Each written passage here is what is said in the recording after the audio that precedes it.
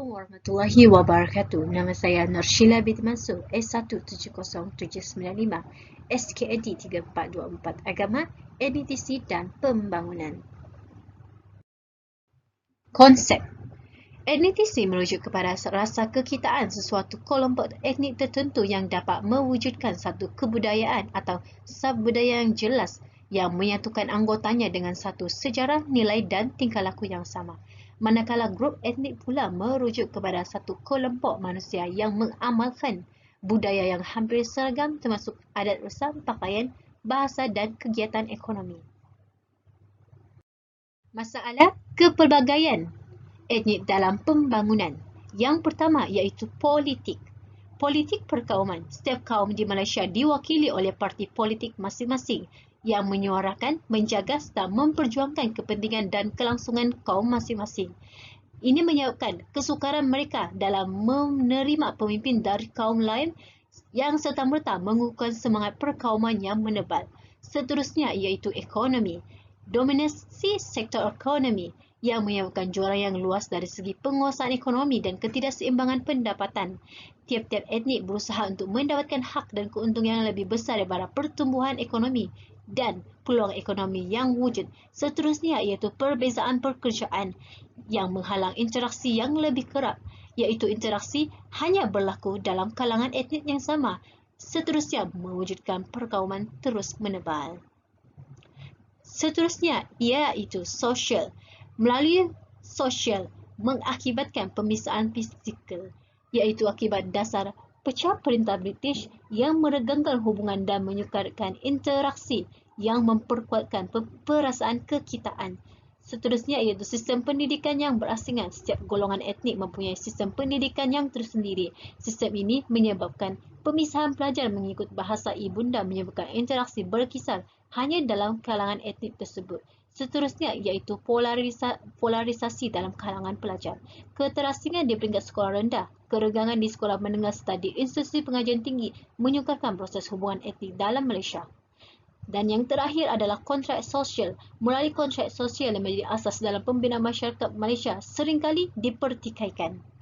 Dan yang terakhir adalah agama, adat, istiadat dan budaya. Setiap etnik mempunyai agama, adat, istiadat, bahasa dan kebudayaan yang berlainan yang menyebabkan mudahnya terjadi konflik. Setiap kaum terus menebal dengan bahasa dan kebudayaan mereka sendiri yang mengutamakan anggota dari etnik yang sama dalam mendapatkan pekerjaan, memilih sahabat dan mencari teman hidup. Malaysia terdiri daripada pelbagai kaum, agama dan budaya.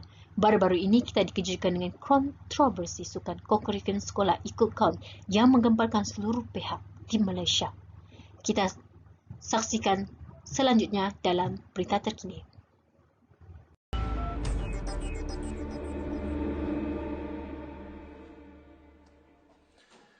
Assalamualaikum dan salam sejahtera. Anda sedang menonton Buletin Awani bersama saya Hakim Rahman. Ini laporan yang baru saja kami terima berkenaan dengan sebuah sekolah menengah di Batu Pahat, Johor dikesan mengenakan syarat pendaftaran untuk aktiviti co-curriculum pelajar tingkatan 1 mengikut kaum dan jantina.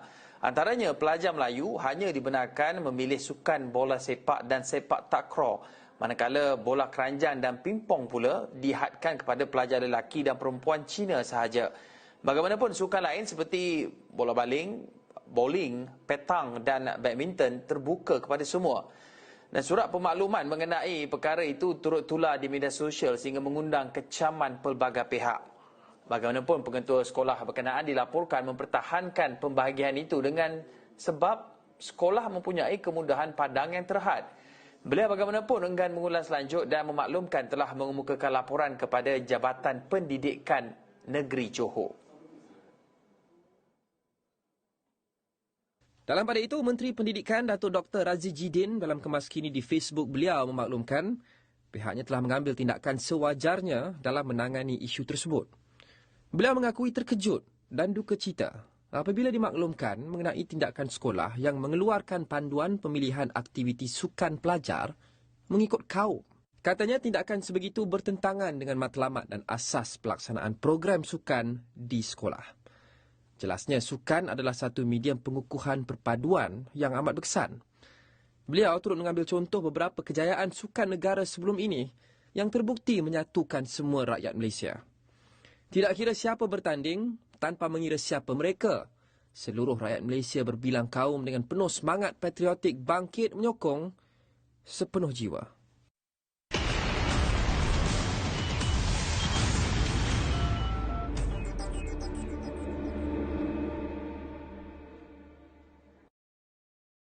Kesilapan yang berlaku adalah tidak disengajakan dan terjadi kerana kurang ketelitian sebelum maklumat disebar luas. Susulan itu, pihak sekolah sudah melakukan penambahbaikan dan pembetulan mengikut landasan yang sepatutnya serta mematuhi segala prosedur pelaksanaan. Ia termasuk menarik balik dan membatalkan kemudahan pendaftaran secara dalam talian menggunakan Google Forms yang telah dimuat naik pada Khamis lalu bagi tujuan proses penambahbaikan. Surat permohonan maaf itu juga menyatakan murid boleh memilih sukan dan permainan yang mereka minati. Sekian dan terima kasih.